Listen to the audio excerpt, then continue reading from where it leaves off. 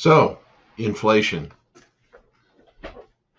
The Fed fires the rocket and off it goes.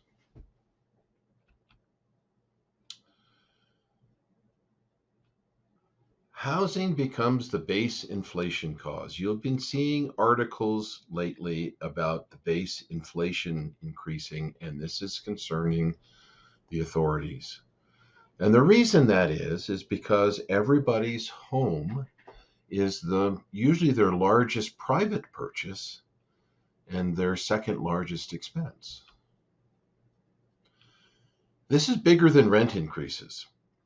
Back in the day when this happened to us before, 1973 to 1982, the Fed didn't increase the rates as dramatically or as quickly as they did this time. And this is larger than the rent increases. The rent increases that occurred that have basically started to subside have averaged nationwide 22%.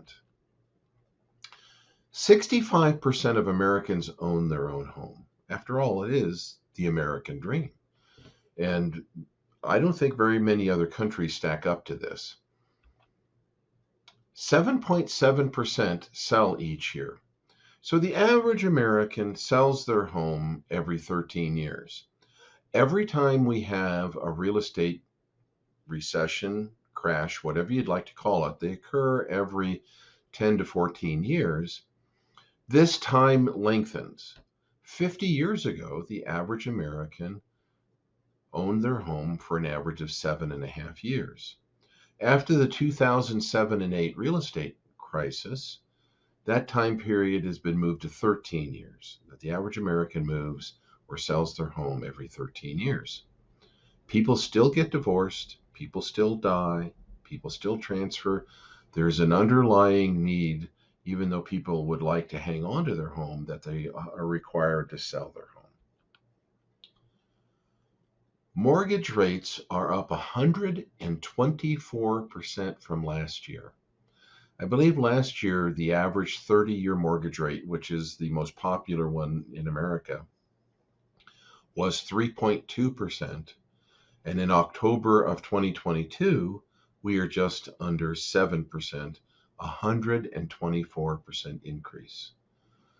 So when those 7.7% of homeowners have to move, this is what they're faced with if they buy a replacement property, that the rate on the mortgage is going to be 125% higher. Or those young people that want to start families, graduate college, get a new exciting job somewhere else in the country, they're faced with this being 124% more than it just was a year ago.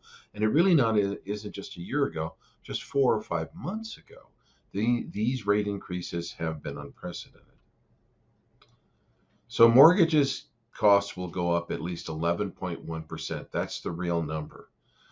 The Fed revealed, and I think most economists have known this, but we in the public don't, the reason the government keeps reporting these low inflation rates like 8.7, 8.8, and everybody knows it's somewhere around 18 to 20%, is because the government uses a 3-month average. So it takes months for the real interest rate to work its way into the inflation calculator. They're still using rates around 4% when the numbers are almost double that. So the Fed rate increases inflation. This is the problem we had years ago. When 65% of the people own homes, when people that are getting married or graduating college, whatever it is, where they want to have their own place as a young adult, these rate increases are significantly increasing the cost of housing. And it's a conundrum for the Fed because they're trying to use interest rates to control the economy, basically crash the economy. It's really interesting. The government was so extremely concerned about everybody's financial welfare during the pandemic that they pumped out $7 trillion worth of printed money. And now that money's finding somewhere to go, which is causing inflation. No matter how governments think they can control the natural effect of things, they really can't.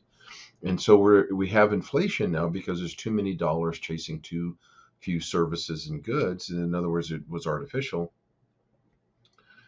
And now they don't mind at all if they send us into a deep recession.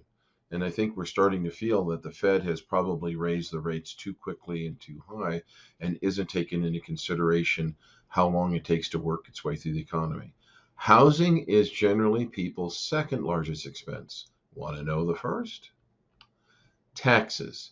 According to the AICPA, every year, that taxes, all those governments charge you, income tax, sales tax, excise tax, utility taxes, on and on and on, taxes are greater than the average American's housing, clothing, and food combined.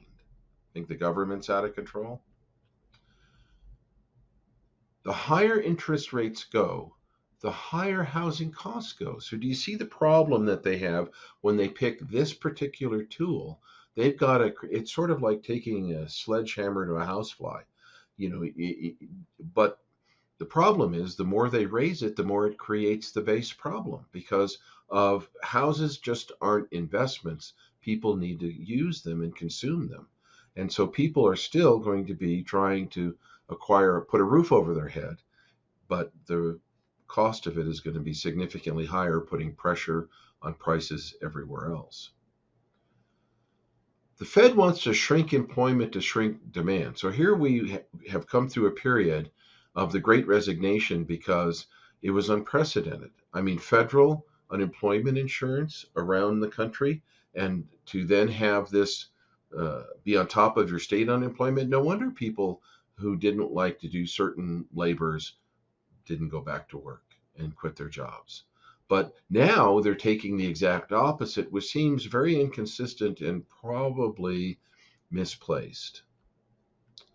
You've got major companies, everybody from Disney to Goldman Sachs, are laying people off in the white collar side of things. And small businesses, the primary people that hire blue collar workers, are finally being able to fill a lot of those positions. At one point, I think it was 10 million open positions, all primarily blue collar, are being filled, but at a time when sales and demand is tipping because of the effect of what's going on. Think about just the housing. I mean, these rapid rate increases have caused housing to come to a standstill. And when housing stands still, then it starts to nosedive. And think of all of the things connected to it. Everything: plumbing, appliances, flooring, countertops, paint, roofing, lawn products, you name it, light bulbs, everything. And so with that brought to a standstill, we're about to see other segments of the economy follow suit. Like I said, probably have raised the rates too much, too fast. So for small business people, we need to get our house in order. We need to see these things coming, peer down the railroad tracks, and say, what do we do as prices are going up and demand is going down? That's a tricky one. That's what happened late 70s through 82. Is demand was really stagnant because of the policies and the effect of the Fed, but prices kept going up because they used this same tool. They kept raising interest rates, which embedded super high costs into the most basic items that people have to have, a roof over their head. And that's why it took 9 years to fix this last time. And it doesn't look like they're any smarter this time around. So what does that mean? It means focus on your ideal customer. You're going to have to ferret out and sell to the people that really want and need your products. If you're having a mismatch, you're going to have problems. Get your business cycle adjusted for inflation. And that means lining things up of how you get your revenue, how you pay your employees, how you pay your vendors. These things have to be carefully laid out so that, and in fact, if you carefully lay them out, inflation can often be an aid to your business and cover a lot of issues. You can be out front of inflation if you lay out your business model. Here is a link. I'm also going to put it, this is on the screen, but I'm going to have it down below where you can click on this. And this is a little worksheet for the first thing to help put your house in order. So this isn't politics. This isn't, I'm not trying to scare anybody, but these are the things that are coming down, and it usually takes 45 days to 90 days for each rate increase to work itself in and to have this impact, longer related to these ancillary impacts, like the demand being less for things that go into housing. And it's important to know that this is what your customers, this is what your employees, this is what your vendors, and this is what you're dealing with. And to be cognizant of these things that are affecting the people that you touch in your business. And when you are uh, prepared for this and when you kind of line things up, it's not quite as difficult as it can be if you don't have things lined up and you're not prepared for it and you're not sensitive. But remember, that first thing is finding your ideal customer. So that's my segment about the Fed causing inflation.